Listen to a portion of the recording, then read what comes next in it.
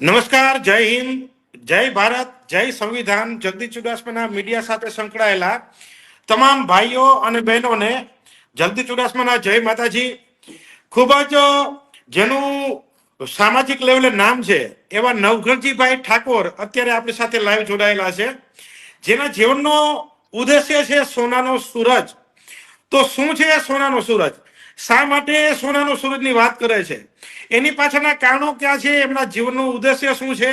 એ તમામ પ્રકારની વાતચીત કરવા માટે અત્યારે આપણી સાથે નવઘણજીભાઈ જોડાયેલા છે.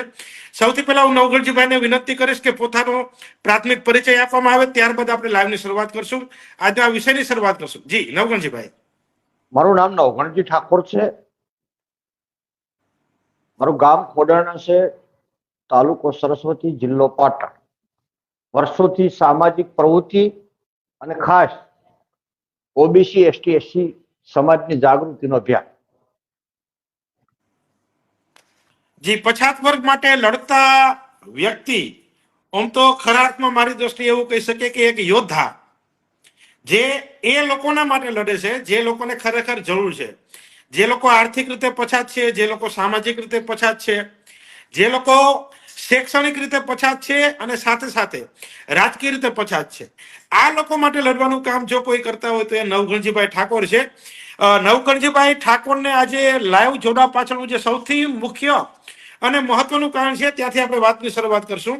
આજે દિવસના મેં એક નાની એવી રીલ મૂકેલી હતી, જે રીલની અંદર નવઘણજીભાઈ એવું દર્શાવવામાં આવેલું હતું કે અન્ય સમાજના, ખાસ કરીને હું ઓપન કેટેગરીની વાત કરી રહ્યો છું અત્યારે, અન્ય સમાજના રાજકીય આગેવાનો, જેની અંદર આપણે વાત કરશું એમએલએ ની અને એમપી ની, એટલે કે ધારાસભ્ય અને સાંસદની, એ પોતાની પર્સનલ ગ્રાન્ટમાંથી પોતાના સમાજ માટે થઈ અને એ ગ્રાન્ટ પોતાના સમાજના સામાજિક અને શૈક્ષણિક વિકાસ માટે કરી શકતા હોય તો આપણા સમાજમાંથી એવા કેટલા આગેવાનો છે જે પોતાની પર્સનલ ગ્રાન્ટમાંથી, ખિસ્સામાંથી કાઢવાની વાત નથી, પોતાના માટે જે ફાળવવામાં ગ્રાન્ટ આવે છે, સરકારમાંથી એમને જે ગ્રાન્ટ આપવામાં આવે છે, વાત એની કરી રહ્યા છે. તો એ ગ્રાન્ટની ફાળવણી કરી અને પોતાના સમાજ માટે ગ્રાન્ટની ફાળવણી કરતા હોય જે લોકો લાઈવ નિહાળી રહ્યા છે, એ લોકોને હું વિનંતી કરું છું, તમારા ધ્યાનની અંદર જે એમએલએ અને એમપી આવ્યા હોય, જે લોકોએ પોતાની પર્સનલ ગ્રાન્ટમાંથી સમાજના શૈક્ષણિક ભવન માટે, સમાજના સામાજિક અને આર્થિક વિકાસ માટે ગ્રાન્ટની ફાળવણી કરી હોય, તો એ આગેવાનનું નામ અને એ આગેવાને શું ગ્રાન્ટ ફાળવી એ કમેન્ટ કરી અને જણાવજો. આજે નવઘણજીભાઈ ઠાકોરને હું એક નહીં 100 સલામ આપું છું. અને આજે એમને જોડવા પાછળનું કારણ છે, ઘણા લાંબા સમય પછી આજે હું અને નવઘણજીભાઈ લાઈવ જોડાયા છીએ. 2022 ની અંદર જે એક મિશન આપણે લઈને બેઠા હતા કે સમસ્ત કોળી અને ઠાકોર એકતા મિશન, ત્યારે મારે નવઘણજીભાઈનો પહેલો પરિચય થયેલો હતો. રાજકોટની અંદર એ પોતાના વતનથી આવેલા હતા અને જે આપણે અત્યારે થોડોક વિખવાદ ચાલતો હોય છે કે કોળી પોતાની સિસ્ટમથી કામ કરતા હોય, ઠાકોર પોતાની સિસ્ટમથી કામ કરતા હોય, પરંતુ સાથે રહીને શા માટે નહીં એક અને એક 11 થાય એવો પ્રયત્ન નવઘણજીભાઈના સાથ અને સહકારથી સમસ્ત કોળી ઠાકોર એકતા મિશનની અંદર એ આપણી સાથે જોડાયેલા હતા અને મિશનમાં સહભાગી બન્યા હતા. આજે નવઘણજીભાઈને જોડવા પાછળનું કામ, સમાજની અંદર આગેવાનો ઘણા છે, સમાજની અંદર પ્રમુખો ઘણા છે, એક તાલુકાની અંદર, એક જિલ્લાની અંદર કોઈ જગ્યાએ 2 સંગઠન, કોઈ જગ્યાએ 5 સંગઠન, અરે 7-7, 8-8 સંગઠન એક જિલ્લાની અંદર ચાલે એ પરિસ્થિતિ છે. પણ સમાજના વિકાસ માટે અને ખાસ કરીને શૈક્ષણિક રીતે આપણો સમાજ પછાત હોવાથી આપણે અવારનવાર એવી વાતો કરતા હોય કે સમાજ છે એ, જો અત્યારે કિશોરભાઈ બાલસ જેની કમેન્ટ હું અત્યારે ઉપર દર્શાવી રહ્યો છું, સ્ક્રીન ઉપર દર્શાવી રહ્યો છું, કે 200 વર્ષ પછાત છીએ એટલે શોષણ થાય છે. જય મૂળ નિવાસી,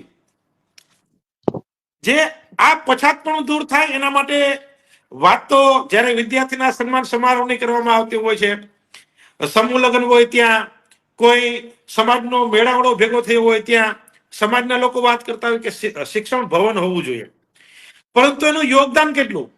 જે વ્યક્તિ અત્યારે આપણી સાથે લાઈવ જોડાયા છે, એટલે કે નવઘણજીભાઈ ઠાકોર, એ નવઘણજીભાઈ ઠાકોરની ગઈકાલે મને એક પોસ્ટ જોવા મળી. એ પોસ્ટ મને આપણા સમાજના એક વ્યક્તિએ મોકલાવેલી હતી અને મારા ઉપર 3 ફોન આવ્યા. એક ફોન છે એ છે ગાંધીનગરથી આવે છે, રાજકોટથી ફોન આવે છે અને છેલ્લો ફોન છે એ ધ્રાંગધ્રાથી આવ્યો. એને મને નવઘણજીભાઈ વિશેની એક પોસ્ટ મોકલાવી અને એ પોસ્ટની અંદર એને ઠાકોર સમાજના શૈક્ષણિક ભવન માટે થઈ અને જે યોગદાન આપ્યું એ યોગદાન સાંભળી અને હું ખૂબ જ આશ્ચર્યમાં મુકાઈ ગયો. ખરેખર નવઘણજીભાઈ ઠાકોર એક સામાજિક આગેવાન છે. નવઘણજીભાઈ ઠાકોર એક સમાજના લડવૈયા છે. નવઘણજીભાઈ ઠાકોર સમાજના હક અને અધિકાર માટે લડતા એક સામાજિક આગેવાન છે.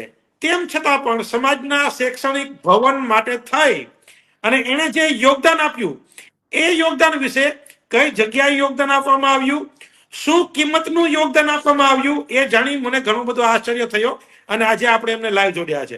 તો આપણે વાત કરશું નવઘણજીભાઈની સાથે. નવઘણજીભાઈ, જાણીને મને આશ્ચર્ય થયું, હજુ વિશ્વાસ બેસતો નથી કે વ્યક્તિ પાસે જે થોડું ઘણું હોય એમાંથી આટલું બધું સમાજ માટે કુરબાન કરી દેવું એ નાની સૂની વસ્તુ નથી. થોડોક પ્રકાશ પાડવો એ વસ્તુ પર, જેની પોસ્ટ મને મળી હતી અને આજે આપણે લાઈવમાં જોડાયા છે. જી નવઘણજીભાઈ. જગદીશભાઈ, આપણો ખૂબ ખૂબ આભાર વ્યક્ત કરું છું કે મને આ વિચારો રજૂ કરવાની આપ શ્રી તક આપી. વાત છે જમીનની, તો મને મારા જીવનની અંદર ખોટું બોલતા આવડતું નથી. જૂઠું બોલવું, જોરથી બોલવું એ મારો ધંધો નથી. હંમેશના માટે સમાજ માટે, ગુજરાતની અંદર ઓબીસી માં આવતી તમામ સમાજો, એસસી માં આવતી, એસટી માં આવતી, આ ત્રણેય સમાજો વાસ્તવિક રીતે દુઃખી છે કે યોગ્ય આગેવાની હજુ સુધી મળી નથી અને આ સમાજનું પછાતપણું દૂર થાય એવી કોઈ હજી ગોળી મળી જ નથી. ખાલી ખોખલી વાતો થાય છે. આપ શ્રીએ વાત કરી મારી જમીન દોનની, તો જગદીશભાઈ, આ જમીન મેં મારા ગામની અંદર સદારામ વિદ્યાલય શરૂ કરી. પ્રથમ ભાડાના મકાન, ધોરણ 1 થી ધોરણ 8મું માધ્યમિકમાં હતું અને પ્રાથમિક શાળા 1 થી 7 સુધી હતી. એ સમયની અંદર 8 થી 12 સુધીની ગવર્મેન્ટની મંજૂરી લઈ અને ભાડાની જગ્યાની અંદર મેં મારા વિસ્તારમાં હાઈસ્કૂલ ચાલુ કરી. એ મારા વિસ્તારની અંદર 10-10 કિલોમીટરમાં કોઈ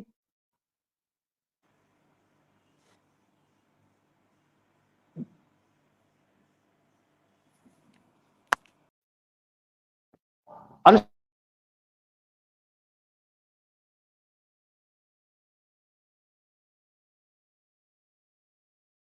તો શિક્ષણ માટે કઈ કાર્ય કરવું જોઈએ, શિક્ષણ માટે પ્રયત્ન કરવા જોઈએ. એ સમયની અંદર નોન ગ્રાન્ટેબલની પરવાનગી લઈ અને ધોરણ 8 થી લઈ અને 12 સુધીની હાઈસ્કૂલ શરૂ કરી. એ ઘણા વર્ષો સુધી હાઈસ્કૂલ ચલાય. તે સમયની અંદર સરકાર શ્રી જોડે શૈક્ષણિક હેતુ માટે જમીનની માગણી કરી અને એ જમીન 5 વીઘા જમીન ગુજરાત સરકારના કાયદા મુજબ શિક્ષણ હેતુ માટે મારું જે પારિવારિક ટ્રસ્ટ હતું એને સરકાર શ્રી જમીન આપી. તેનું એ સમયમાં એટલું બધું પ્રીમિયમ ને જંત્રી આવી જગદીશભાઈ કે આપણે ઓખે પાણી આવી જાય. એટલે પોતાના નાના મોટા જે આબરૂ મુજબ જે પૈસા મળે, મારા કોટની અંદર એક દોરો પહેરીને ફરતો હતો, એક હાથે વીંટી હતી. આ બધું વેચી મારી અને એની જંત્રી અને પ્રીમિયમ ભારતીય સ્ટેટ બેંકમાં જમા કરાય. સરકાર જોડે જમીન ગ્રાન્ટ કરાવી. ગ્રાન્ટ કરીને જમીન મારા એ નામે આવી. એની પાસે 12 સુધી મેં હાઈસ્કૂલ ચલાવી. મારી હાઈસ્કૂલની અંદર એવા ઉંડણના વિસ્તારમાં, દુર્ગમ વિસ્તારમાં 35 વિદ્યાર્થીઓ ગવર્મેન્ટમાં નોકરી લાગ્યા. 35 વિદ્યાર્થી ગવર્મેન્ટમાં નોકરી લાગ્યા અને સરકારશ્રીએ પોલિસી બદલી નાખી કે કોઈ પણ હાઈસ્કૂલને હવે ગ્રાન્ટેબલ કરવામાં આવશે નહીં. તમારે નોન ગ્રાન્ટેબલ બાળકો જોડેથી ફી લઈને ચલાવી હોય તો ચલાવો. એટલે એ સમયે સરકારનો જીઆર હતો, એક બાળકના 17,000 રૂપિયા ફી લે. કેટલી? 17,000. તો મારા વિસ્તારમાં તો બાળક 17,000 રૂપિયા હું માગું તો બાળક બંધ થઈ જાય, કોઈ ભણવા જ ના આવે અને એમના વાલી મોકલે. એટલે મેં નક્કી કર્યું કે ભાઈ કશું લેવું જ નથી આપણે. એટલે વર્ષો સુધી નોન ગ્રાન્ટેબલ હાઈસ્કૂલ મેં ચલાવી. પછી સરકારશ્રીનો અભિગમ બદલો. એટલે સરકારશ્રીમાં મેં સબળ રજૂઆત કરી કે ભાઈ મારી હાઈસ્કૂલને કો તો ગ્રાન્ટેબલ કરી આલો, કો તો હું તમને લખીને આપું, તમે એનો વહીવટ અપાડી લો, કો તો ગવર્મેન્ટ કી ગોમમાં આપો. એટલે ગુજરાત સરકારે સરકારી હાઈસ્કૂલ ગામમાં આપી. એટલે મેં શિક્ષણ અધિકારી લખીને આપીને મારી સ્કૂલ બંધ કરી દીધી. બંધ કરી દીધી. જમીનને ફેન્સી વાર મારી દીધી હતી, મોટો ગેટ બનાવ્યો તો, 9 રૂમ મેં ઉભો કર્યો. કેટલા? 9 રૂમ. 9 રૂમ લગભગ 1 કરોડ રૂપિયાનો ખર્ચો થયો હતો. પાયા બહાર લાવવાનો એકદમ મજબૂત, પાણીની ટાંકી, આ બધી ભૌતિક સુવિધા ઉભી કરવા માટે 1.25 કરોડ જેટલો ખર્ચો કર્યો. અને સરકારશ્રીએ પ્રોમિસ આપી કે તમે તમારી સ્કૂલ બંધ કરો, તમે ગવર્મેન્ટને આપી દઈએ. એટલે બે આ સ્કૂલ બંધ કરી. બંધ કરી તો એ જમીન મારી જોડે હતી. અહીંયા રોડ નીકળ્યો. એ રોડ આ ડબલ લાઈન છે, ચાલુ છે બનાવવાનો, એકદમ ટ્રાફિક વાળો રોડ છે, બનાસકાંઠા પાટણને જોડતો. એટલે આ જમીન મારી રોડ ઉપર આવી. સરકારશ્રીના કાયદા મુજબ શિક્ષણ હેતુ માટે જમીન ફાળવી, તેનું પ્રીમિયમ, તેની ગંતરી, તમામ રકમ મેં મારી પોતાની ભરી. હવે એ જમીન રોડ નીકળ્યો એટલે કોમર્શિયલ હેતુ માટે ઉદ્યોગનો દરજ્જો લઈને હું એને રીગ્રાન્ટ કરી શકતો. એ જમીન કલેક્ટરશ્રીની મંજૂરી લઈ અને રીગ્રાન્ટ કરી અને કોમર્શિયલ હેતુ માટે જમીન હું વાપરી શકતો. તો શોપિંગ બનાવી શકતો હતો, દુકાનો બનાવી શકતો હતો, હોટલ બનાવી શકતો હતો, અથવા કોઈ પ્રાઇવેટ શાળા કોલેજ બીજી કોઈ સંસ્થા હોય એને પણ આપી શકતો.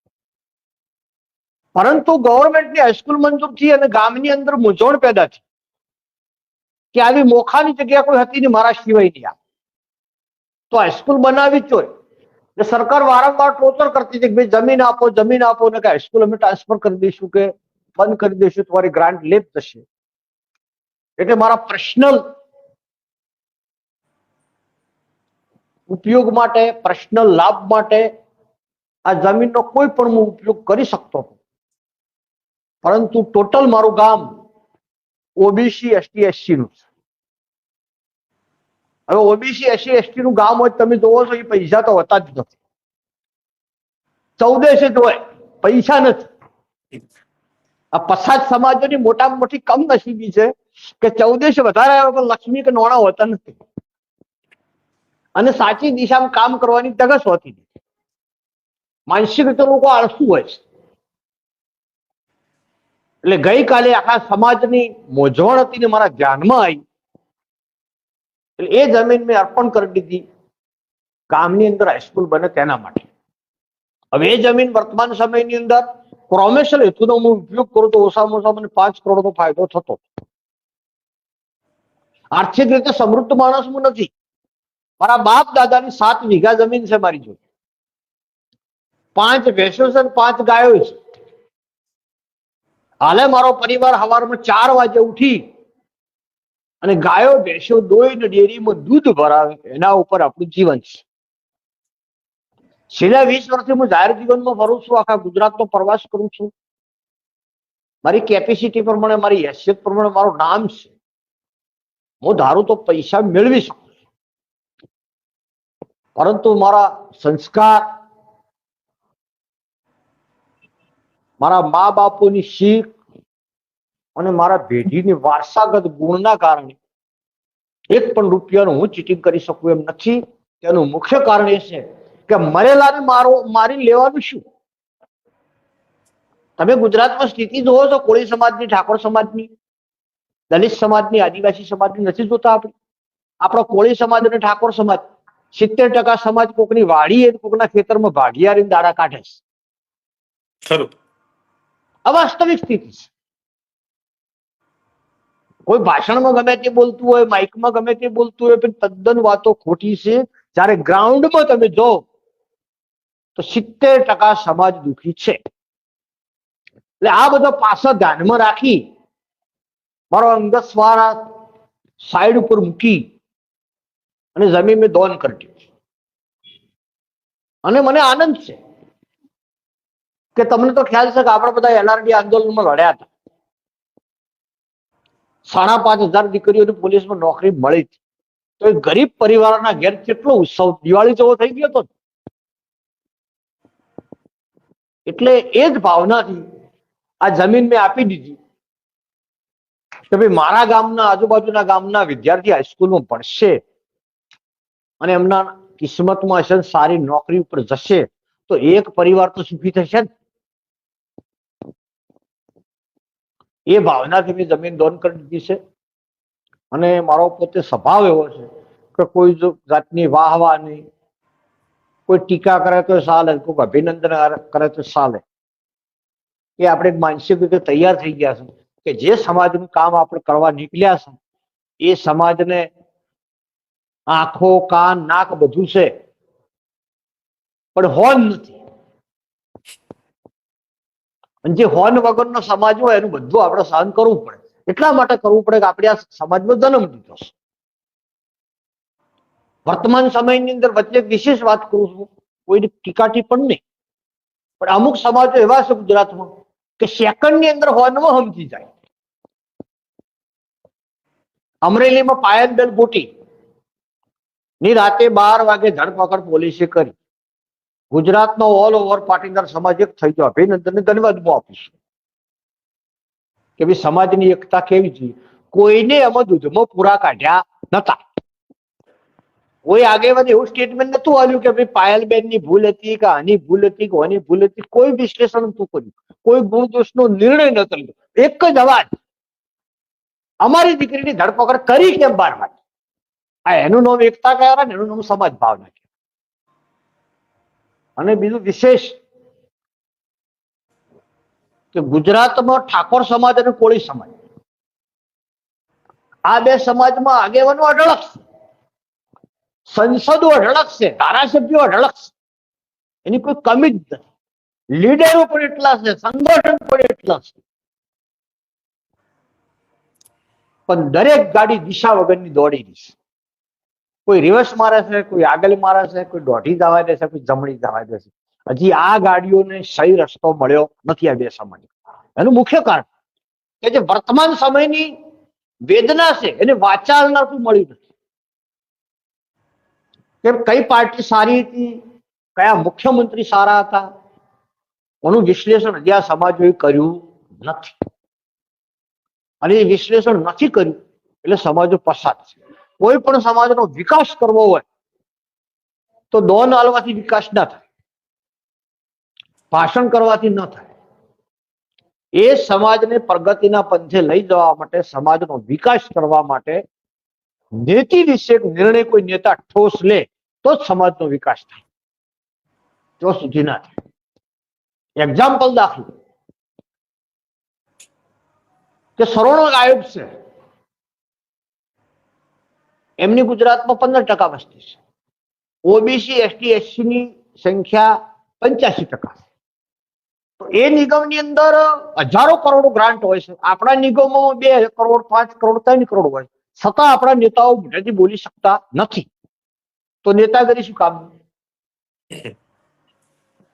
સમાજના નેતાની ટૂંકમાં વ્યાખ્યા આલું કે ખેતરમાં આપણે પાક વાયો હોય અને આપણે ફેન્સી વાળી મારે છે ને, એ ફેન્સી વાળી એ પાકનું રક્ષણ કરવા વાળી વાય છે. એમ સમાજનો લીડર એ સમાજની રક્ષણ છે. સમાજને અન્યાય થાય એનો લીડર બોલવો જોઈએ કે ભાઈ મારી સમાજને અન્યાય થાય છે. ના, આપણામાં એવું નહીં, આપણામાં ઊંટું છે. આપણામાં ટિકિટ મળે એટલે લોકો બૂમ બરાડા કરે. આપણા કોળી સમાજના લીડર જગદીશભાઈ ચુડાસમાને ટિકિટ આલી જીતાડી. એટલે ભાઈ જગદીશભાઈની ટિકિટ આલી, જગદીશભાઈને જીતાડી ગયો, પણ જગદીશભાઈ જીત્યા પછી વિધાનસભાની ફ્લોર ઉપર કોળી સમાજ માટે કેટલો અવાજ ઉઠાવી શકે છે એ તો પૂછો તમે. આ મોટા મોટી આપણી કમનસીબ. લોકો મને વારંવાર પૂછે છે કે માધવસિંહ બાપાને તમે કેમ યાદ કરો છો? તો મને એક વાતનો ગર્વ છે કે એમને ખામ થિયરી હતી. ખામ એટલે પેલો ક હતો. લોકો અલગ અલગ એંગલથી જોવે છે. પેલા કનો મતલબ એવો હતો ક્ષત્રિય અને કોળી.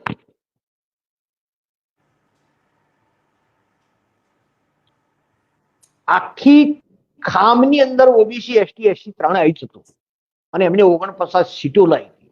એમને આ ગુજરાતની પછાત સમાજો માટે 27% અનામત સાતીના બટન ખુલ્લો રાખીને આપી હતી. પરંતુ એ જ દિવસથી આ પછાત સમાજના જે દુશ્મન વર્ગો હતા એમને નક્કી કર્યું હતું કે માધવસિંહ સોલંકીને હટાવો હટાવો ને હટાવો. જો માધવસિંહ સોલંકી 10-20 વર્ષ રાજ કરશે તો ગુજરાતની અંદર ઓબીસી એસટી એસસી સમાજ પાવરફુલ થઈ જશે. આ સમાજો આગળ જતી રહેશે. એટલે એમને માધવસિંહ સોલંકીને હટાવી દીધા. અને માધવસિંહ સોલંકીને હટાવ કોઈનો શી ફાળો હોય ને તો આપણી જ સમાજનો છે. એ સમયની અંદર હું કોઈનું નામ લેતો નથી પણ તમને એક સંકેત ભાષામાં પૂછું કે એ સમયની અંદર 3 પ્રકારના પટેલો ગુજરાતમાં એક થઈ ગયા. ચીમનભાઈ પટેલ, ચરોતરી પટેલ, કેશુબાપુ કાઠિયાવાડના પટેલ, આત્મારામ કાકો ઉત્તર ગુજરાતના પટેલ. એવા રીતે કોળી સમાજના પણ 2 આગેવાનો એમને પકડ્યા હતા કે ભાઈ લીલાધર વાઘેલા, કમશીભાઈ મકવાણા અને ઈશ્વરભાઈ ના પપ્પા સીડી પટેલ. 3 કોળી અને ઠાકોર સમાજના આગેવાનો, 3 પટેલ સમાજના આગેવાનો, 3 દલિત સમાજના આગેવાનો, આવા 9 લોકો ભેગા થઈ અને ગુજરાતની અંદર આખું બધું પરિવર્તન લાવ્યું. એટલે આપણી સમાજમાં જાગૃતિ નથી કે કોને આગળ લઈ જવાથી સમાજને ફાયદો થાય, કોને પાછો લાવવાથી ફાયદો થાય. આ બધી મારી ભાષા શબ્દો હું બોલું એટલે લોકોને કરો ઝેર હું લાગુ.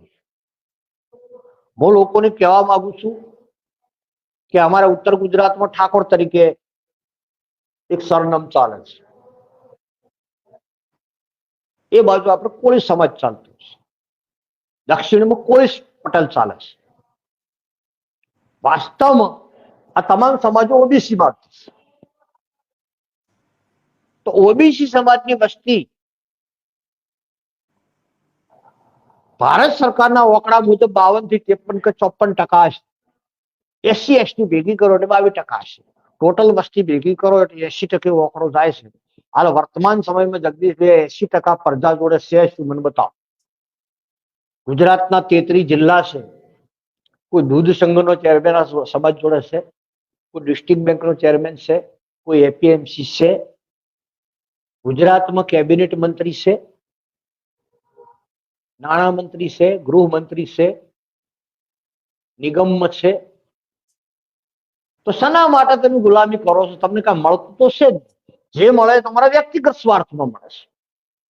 બીજું આપણા માટે આ લોકોના ખાતા નક્કી કરેલા હોય છે કે ભાઈ એસસી સમાજનો કોઈ ધારાસભ્ય હોય તેને સામાજિક શિક્ષણ રીતે પસાર ન્યાય અધિકારિતા વિભાગ ઠૂંચી દો. ઠાકોર સમાજનો કોઈ ચૂંટાયેલો ધારાસભ્ય હોય તો એને રાજકક્ષાનો મંત્રી બનાવી દો. એટલે ઉપર બીજો મંત્રી હોય અને ઉપર જે બીજો મંત્રી હોય એ 15% વર્ગનો હોય અને આપણા વાળો મંત્રી હોય એને કાગળ કને લખવાનો? ઉપલા મંત્રી. સીધો નિર્ણય લઈ શકતો નથી. આવો મામૂલી ખાતા હાલે, ગાડી હાલે, બેહવા ચેમ્બર હાલે અને આપણી સમાજનો લીડર ગોમડે ગોમડે ફરે અને સમાજના લોકો ઉડી ઉડીને ઢોલ વગાડે, કોબેડે ઉઠાડે ને હા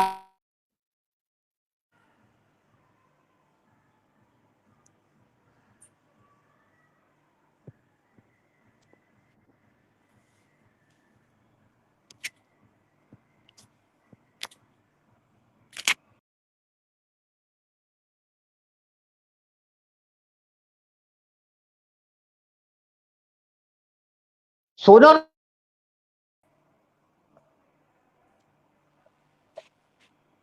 તમે સોનાનો સૂરજ એટલે ગુજરાતનો મુખ્યમંત્રી ઓબીસી હોય, ગુજરાતનો નાયબ મુખ્યમંત્રી એસસી હોય, ગુજરાતનો નાયબ મુખ્યમંત્રી એસટી હોય અને આખું મંત્રીમંડળ ઓબીસી એસસી એસટી સમાજનું હોય. આનું નામ સોનાનો સૂરજ. અને જો આટલું ગુજરાતી પડદા કાઠી તેને કરી દે તો 12 કલાકનો સોનાનો સૂરજ દરેકને ઉગી જાય. આપણે 27% અનામત મળેલી છે ઓબીસી તરીકે હાલ વર્તમાન સમય. હાલ પોલીસની ભરતી ચાલુ છે.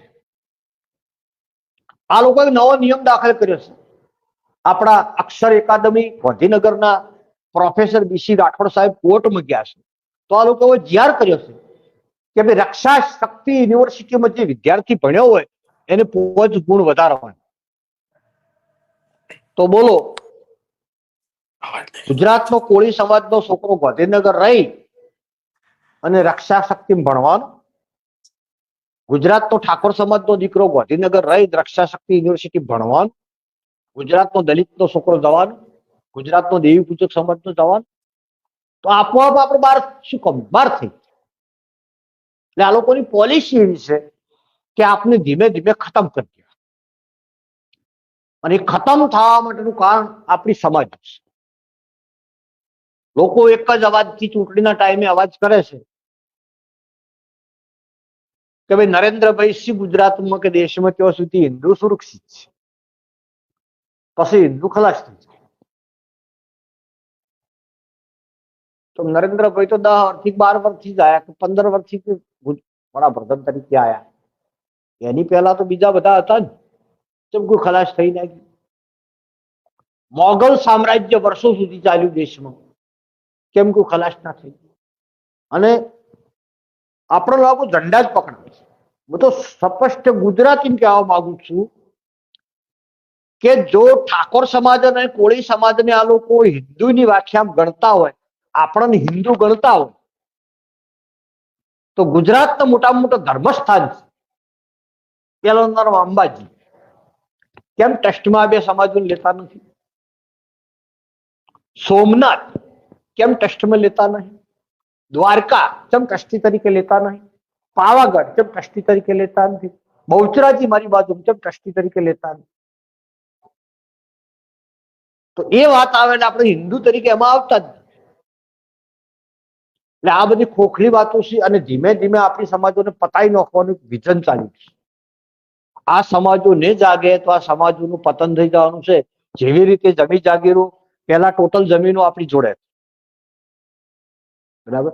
અમારા ઉત્તર ગુજરાતમાં તો વધુમાં વધુ જમીન ઠાકોર સમાજ જોડે. અમદાવાદ, ગાંધીનગર બહુ બહોળી જમીન હતી. હાલ વર્તમાન સમયમાં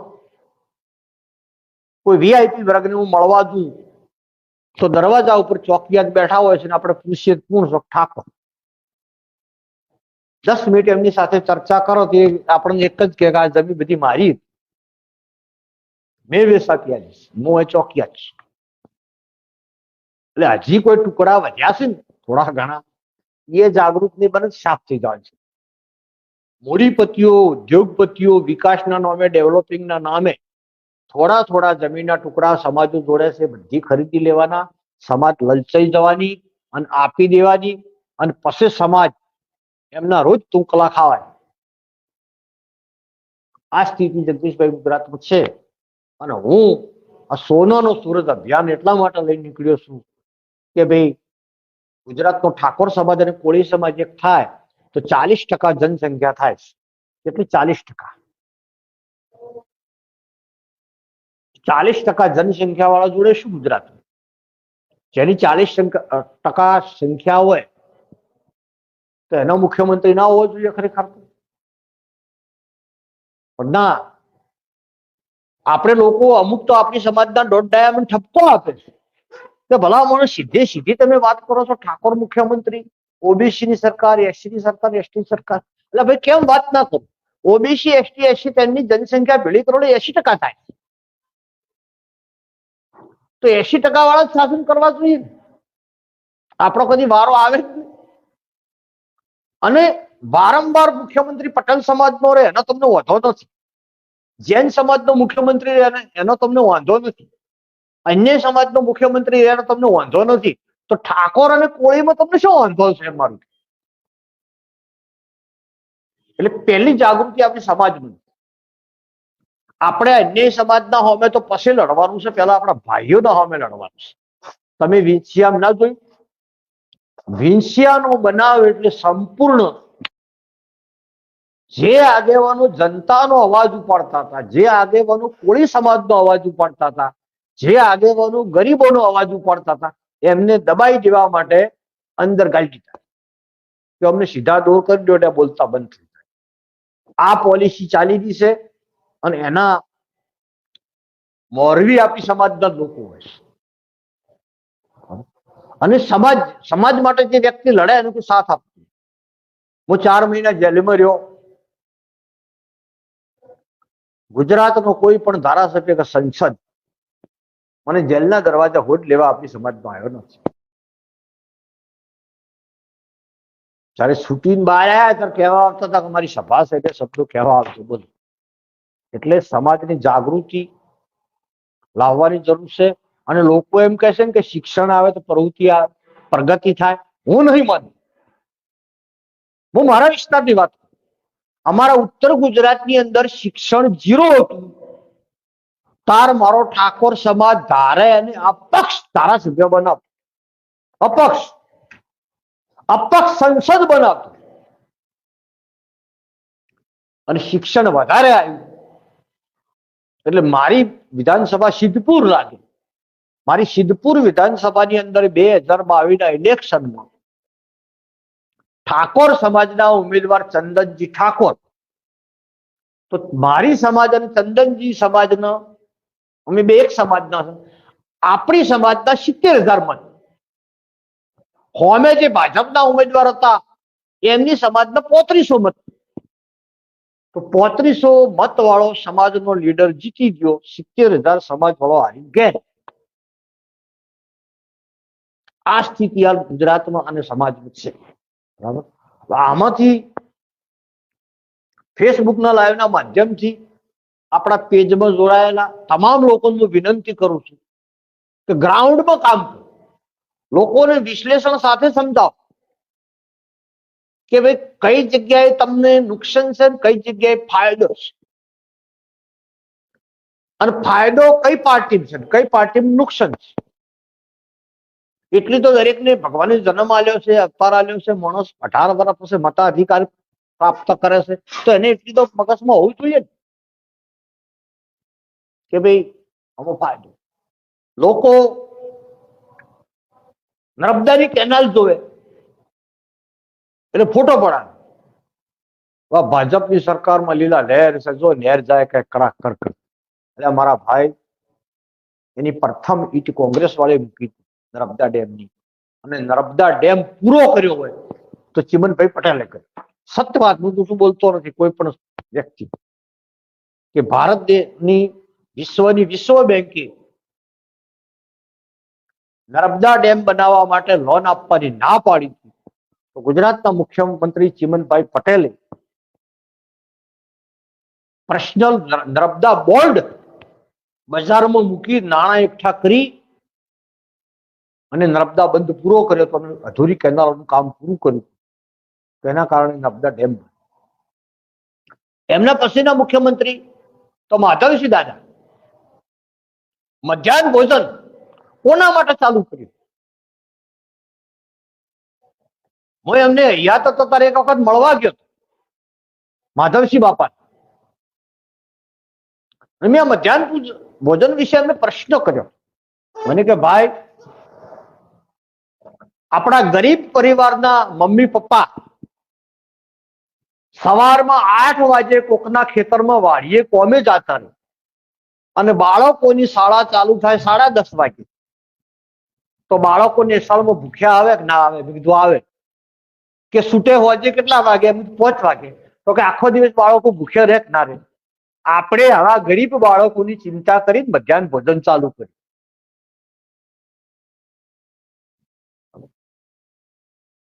ગુજરાતમાં સૌ પ્રથમ કન્યા કેળવણી મફત સર્વ સમાજ માધવસિંહ દાદા લાયા. એટલે આવા જે કામો હતા એ એમને મને યાદ આવે એટલે એમને હું બિરદાવું છું. એની પાસે શંકરસિંહ વાઘેલા વચ્ચે મુખ્યમંત્રી આવ્યા, એમની પણ કામગીરી સારી હતી. તળ ને ફળ 12 કલાકમાં ડિસિઝન કોઈ પણ હોય, એક મુખ્યમંત્રી તરીકે ડિસિઝન સારું હતું. એની પછી છેલ્લે આનંદીબેન પટેલ આવ્યા, તો આનંદીબેન પટેલને બે કામ સારા, 33% મહિલા અનામત, એ સર્વ સમાજની દીકરીઓ પોલીસમાં આવવા, બીજું ટોલ ટેક્સ નાબૂદી.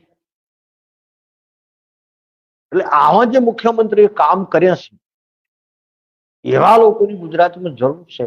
અને જ્યાં સુધી ગુજરાતનો મુખ્યમંત્રી ઓબીસી નો નહીં આવે ત્યાં સુધી ઓબીસી સમાજનો વિકાસ થવાનો નથી.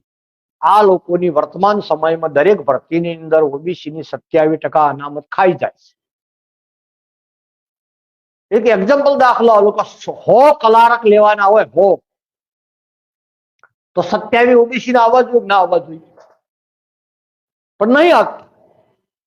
કટઆઉટ ને વિધાઉટ ને અલાઉટ ને એવું ગાલે છે કે એમાં ગૂંચવી નહીં આપણી સીટો ખબર જાય છે.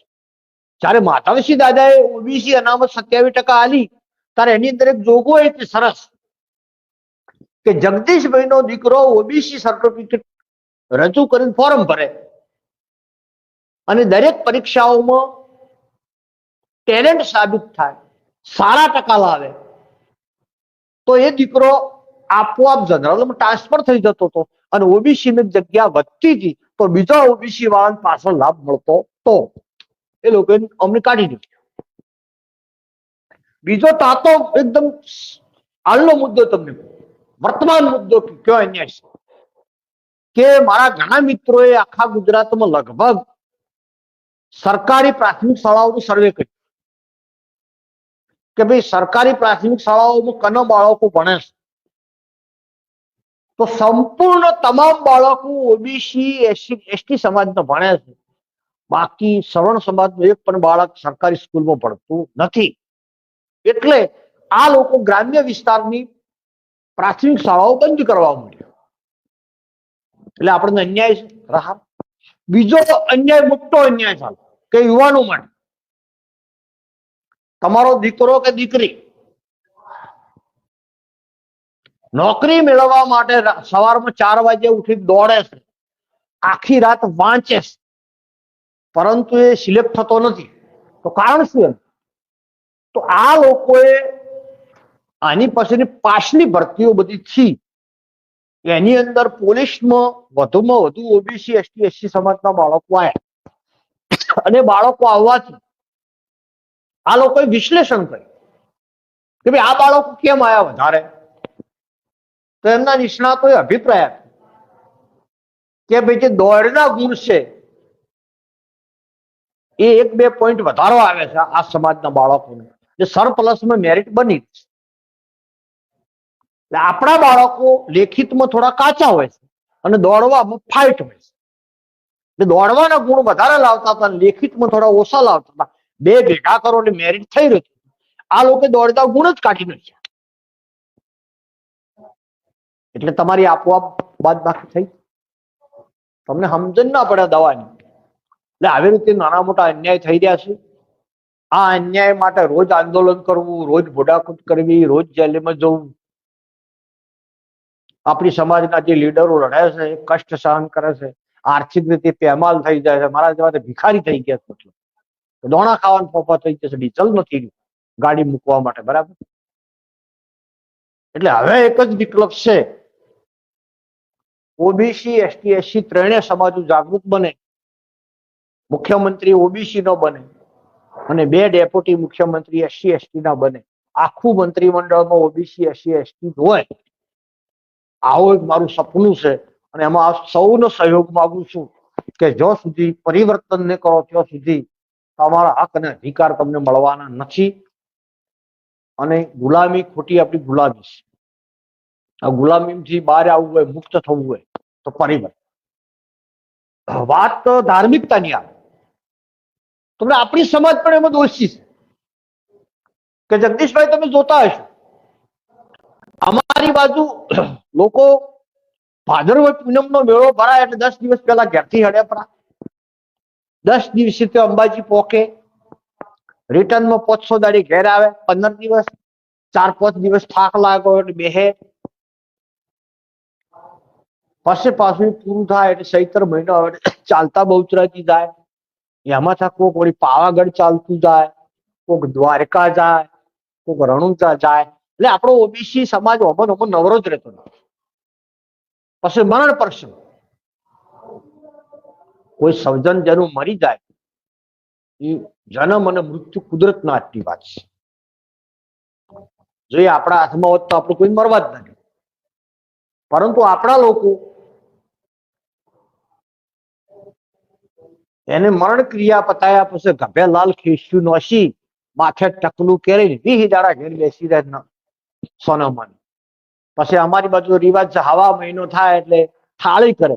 એ થાળી બધી દીકરીઓ આખો સમાજ કેળાવે એટલે એ અડમાલો થાય. એની પાસે કારતક સુદ પૂનમ આવે એટલે સિદ્ધપુર નદી કોઠેથી એને પેટીએ હાલવાનું કિસ્સા અમારી બાજુ એ વિધિ મહિનો કરે. એટલે આ બાબતો આપણી સમાજ નવરો જ રહેતો, કામ ચોથી કરે, કામ ના કરે એટલે ભિખારી થાય. એટલે તેની સામે સુખી અને સમૃદ્ધ સમાજ જોવો તમે. જેટલી સમાજો પૈસા વાળી સમાજો છે એ મરણ ક્રિયા 7 દિવસ પૂરી કરી દે છે. એક જ દિવસ રાખે છે, સવારે 9 થી 12, 3 કલાકનું પૂરું. બરાબર, એની જગ્યાએ આપણે મહિનો ખેંચે છે. જેની જોડે પૈસા છે એ 3 કલાકમાં પૂરું કરે છે, જેની જોડે ભિખારી છે પૈસા નથી એ મહિનો ખેંચે છે. એટલે આ બધી બાબતો સમાજને આપણે જાગૃત કરવો પડશે, સમાજને આગળ લઈ જવો પડશે. અને બીજો ખાસ વિશેષ વાત કરું છું કે ઠાકોર સમાજ હોય, કોળી સમાજ હોય, ઓબીસી હોય, એસસી હોય, એસટી હોય, આ 3 સમાજનો તમને એક્ઝામ્પલ દાખલો આલું કે જે ગામમાં 1000 ઘર હોય તો 1000 ઘર હોય તો એકડામાં ઓછામાં ઓછા 800 બાળક તો દાખલ થાવ જો ના થાવ જોઈએ. જગદીશભાઈ, 1000 ઘર જે ગામમાં હોય તો 800 બાળકો તો એકડામાં બેહવા જોઈએ ને. એની જગ્યાએ 150-200 બાળકો એકડામાં દાખલ થાય તો બાકીનો 600 બાળકો જાય છે ક્યાં? તો એમનો મા બાપ કોકના અહીંયા વાડીએ જતા હોય, મજૂરી જતા હોય, હાસી ભાજ્યા હોય એટલે બાળકની હાલમાં મોકલતા જ નથી. એટલે આ બધી બાબતો ખૂબ ગંભીર છે અને ટોટલ બાબતોનું એક જ સોલ્યુશન છે ગુજરાતમાં આપણી સરકાર. એટલે મારું વિઝન છે સોનાનો સૂરજ, અને સોનાનો સૂરજ ઉગી જાય તો આ સમાજનું દુઃખ જતું રહે. બાકી કોઈ માણસને ધારાસભ્ય બનાવવાથી, કોઈને સંસદ બનાવવાથી, કોઈને મંત્રી બનાવવાથી કે કેબિનેટ મંત્રી બનાવવાથી કશું થવાનું નથી. આપણી સમાજના ધારાસભ્ય હોય, સંસદ હોય કે મંત્રી હોય, એમની જોડે કોઈ પાવર નથી. એમના આકા, એમના બોસ એ બીજી સમાજના છે. મંત્રી ઠાકોર સમાજનો, કોળી સમાજનો હોય પણ એના પીએસઆઈ બીજી સમાજના હોય છે. એમને માર્ગદર્શન આપવા વાળા બીજી સમાજના હોય છે. એમનો વહીવટ કરવા વાળા બીજી સમાજના હોય છે. આપણો ભાઈ તો ખાલી સહી કરવા પૂરતો હોય છે. એટલે ગુજરાતની અંદર આપ વિનંતી કરું છું કે ટેલેન્ટ, હોશિયાર, કાર્યક્ષમ, મજબૂત, નીડર અને નોન કરપ્ટેડ એવા યુવાનો તૈયાર કરો, એમને રાજનીતિમાં લાવો. આપણે બધા ભેગા થઈ અને એમને 2027 લડાઈએ અને સંપૂર્ણ ઓબીસી, એસટી, એસસી ની સરકાર બને એ દિશામાં કામ કરો છો. આપ સૌને, તમને પણ વિનંતી કરું છું, આપણી સાથે જે જોડાયેલા મિત્રો છે એમને પણ વિનંતી કરું છું કે ભાઈ તમામ રોગની દવા એક જ છે, આપણી સરકાર. અને આપણી વસ્તી વધારે છે તો આપણી સરકાર હોવી જોઈએ, એ ગૌણ બાબત છે. બરાબર, હાલ વર્તમાન સમયમાં તો કેવું છે, માલ ખાય માલિક અને માર ખાય ભાઈજો. વોટ આપણે આવીએ, દોડીએ આપણ, શાસન બીજા કરે, રાજ બીજા કરે, પૈસા બીજા કમાય, ખાલી આપણે તાળીઓ પાડવાની છે. એટલે આપ શ્રીને પણ ખૂબ ખૂબ અભિનંદન અને ધન્યવાદ આપું છું કે આપણો કિંમતી સમય ફાળવી અને સમાજની જાગૃતિ માટે આ ડિજિટલ માધ્યમથી, ફેસબુક માધ્યમથી લાઈવ સંદેશા આપી અને સમગ્ર સમાજને તમે જાગૃત કરો છો. તમને પણ મારો વેલનાથ બાપો, સદારામ બાપો, મા ભવાની ખૂબ શક્તિ આપે અને તમે તમારા અભિયાનમાં ખૂબ આગળ વધો તેવી શુભેચ્છા પાઠવું છું. આપ સૌને મારા નવઘણજી ઠાકોરના પ્રણામ અને વંદન. દર્શક મિત્રોને કોઈ વધારે 2 શબ્દો કહેવરાઈ ગયા હોય તો તમારા દીકરા તરીકે માફ કરજો. સૌની જય જય ગરવી ગુજરાત. તો આજે નવગણજીભાઈ ઠાકોર મળવા જેવા માનવી એટલે નવગણજીભાઈ ઠાકોર એણે વાત કરીને 5 કરોડ રૂપિયાની જમીન એ કોઈ સામાન્ય વાત નથી. કદાચ આપણે સાંભળીશું એટલે આપણા રૂવાટા ઉભા થઈ જશે. અને હસતા મોઢે જે પછાત વર્ગ છે, માત્ર એવું નહીં કે આપણા સમાજના જ, એનું વિઝન એવું છે કે પછાત વર્ગ, એ પછાત વર્ગની અંદર ઓબીસી આવી જશે, એસટી આવી જશે, એસસી આવી જશે. આ તમામ વર્ગના વિદ્યાર્થી ભાઈઓ અને બહેનો જે અત્યારે પ્રાઇવેટાઇઝેશનના કારણે ઊંચી ફી આપી શકતા નથી, વધારે ફી ભરી શકતા નથી, એમના દીકરા અને દીકરીઓને આપણે સૌ જાણીએ છીએ કે ગુજરાત રાજ્યની અંદર કેટલી શૈક્ષણિક સંકુલો એટલે કે શાળાઓ બંધ કરવામાં આવ્યા. તો એ શાળાઓ બંધ કરવામાં આવ્યા અને નવગણજીભાઈ ઠાકોર એક આગેવાન હોવા છતાં પણ, એક સામાજિક આગેવાન હોવા છતાં પણ પોતાના હિસ્સાની આટલી જમીન આપી અને આપણા માટે એક પ્રેરણાનો સ્ત્રોત બન્યા હોય. અને આપણે સૌ જાણીએ છીએ કે વાત તો ઘણા બધા કરે છે કે સમાજમાં શિક્ષણનો અભાવ છે, આ તે ફલાણું પૂછડું, પણ જે બેરોજગાર યુવાનો અને યુવતીઓ છે એના માટે કોણ શું કામ કરે છે એ વસ્તુ પણ ખૂબ મહત્વની છે.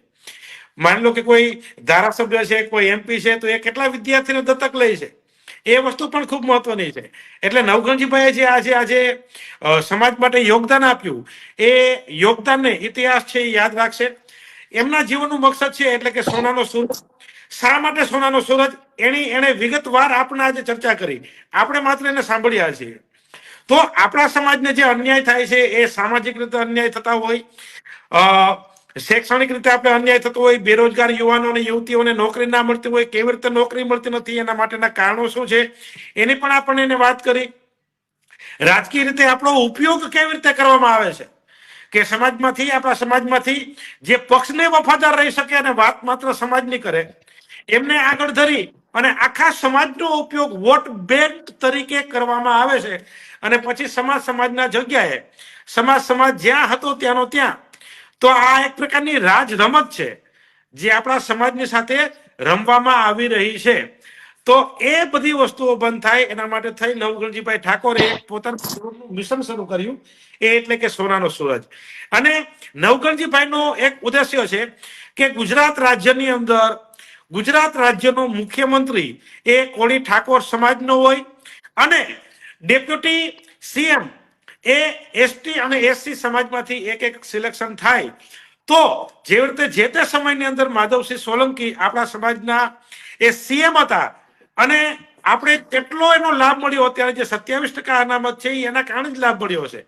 તો આ પ્રકારના ઘણા બધા અન્યાયો જો રોકવા હોય, આપણે સૌએ જાગૃત બનવું પડશે. નવગણજીભાઈ સ્પષ્ટ શબ્દમાં વાત કરી કે માત્ર શિક્ષણ આવવાથી સમાજનો વિકાસ થાય એ ભૂલી જજો. તમારા ગામની અંદર, તમારી નજરની સામે, તમારા સગાવાલાની અંદર, મિત્ર મંડળની અંદર બેરોજગાર જેટલા હશે ને, એમાંથી રોજગારી કેટલાને મળી, કેટલાને નોકરી મળી, એનો અભ્યાસ કરો એટલે તમને ખ્યાલ પડી જશે. એટલે સર્વ રોગ, સર્વ સમસ્યાનું એકમાત્ર નિરાકરણ કે સમાજ છે એ રાજકીય ક્ષેત્રે સમાજના જાગૃતિઓનો હોવા જોઈએ. જો હમણાં નવગણજીભાઈએ ટકોર કરી છે કે એવા નહીં કે જે સમાજ કરી અને એનું સમાજના ખભા ઉપર બંદૂકો ફોડાઈ અને પછી એમાં પક્ષને વફાદાર બની અને રહેતા હોય, એની વાત કરવામાં આવતી નથી. સમાજના જાગૃત યુવાનો એ રાજકીય ક્ષેત્રની અંદર આવશે. ગુજરાત રાજ્યનો સીએમ છે એ આપણા પછાત વર્ગમાંથી આવશે. તો અને માત્ર તો જ સમાજની દરેક તકલીફો અને સમસ્યાઓ દૂર થઈ શકે એવું નવગણજીભાઈ દ્રઢપણે માને છે. તો આજે આપણે નવગણજીભાઈ સાથે મુલાકાત થઈ. એનું જે યોગદાન છે એ યોગદાનને આપણે સૌ હંમેશા યાદ રાખશું. કારણ કે અહીંયા ફૂલ નહીં, ફૂલની પાંખડી બધા યોગદાન આપતા હોય, પણ નવગણજીભાઈ તો આખું ફૂલ આપી દીધું છે. એને વાત કરી, એના ઘરે ઢોરા છે, એ સવારે 4 વાગે જાગે છે. અને આ પરિસ્થિતિની અંદર પણ સમગ્ર ગુજરાત રાજ્યની તમે જોતા હોય એ પ્રવાસ કરી અને સમાજ જાગૃત થાય, સમાજને એના અધિકારો માટેની જે લડત હોય એની જાગૃતિ આવે અને સમાજના હક છે એને મળે, એના માટે અવિરતપણે એ ચિંતા કરતા હોય છે, મહેનત કરતા હોય છે. આશા અને વિશ્વાસ રાખીએ છીએ કે નવગણજીભાઈનું યોગદાન એ તમને સૌને પસંદ આવ્યું હશે. નવગણજીભાઈએ વાત કરી છે કે સમાજની અંદર જાગૃતિ ખૂબ જ જરૂરી છે. જે સમાજના યુવાનો યુવતીઓ, જે સમાજના લોકો જાગૃત થઈ ગયા તો સોનાનો સૂરજ ઉગતા વાર નહીં લાગે. તો આજે નવગણજીભાઈ ઠાકોર આપણી સાથે જોડાયા. એણે જે યોગદાન આપ્યું એની વાત કરી, એના જીવનનું લક્ષ્ય શું છે એની પણ વાત કરી. જે લોકોને નવગણજીભાઈના વિચારો અને યોગદાન પસંદ આવ્યું હોય, નવગણજીભાઈની વાતો અને એનું યોગદાન સમાજના ખૂણે ખૂણે સુધી પહોંચે એવો આપણે સૌ પ્રયત્ન કરીએ.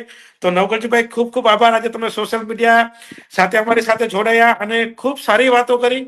સમાજની સમસ્યા ક્યાં છુપાયેલી છે, કેવી રીતે એને દૂર કરી શકે એની પણ વાતો કરી.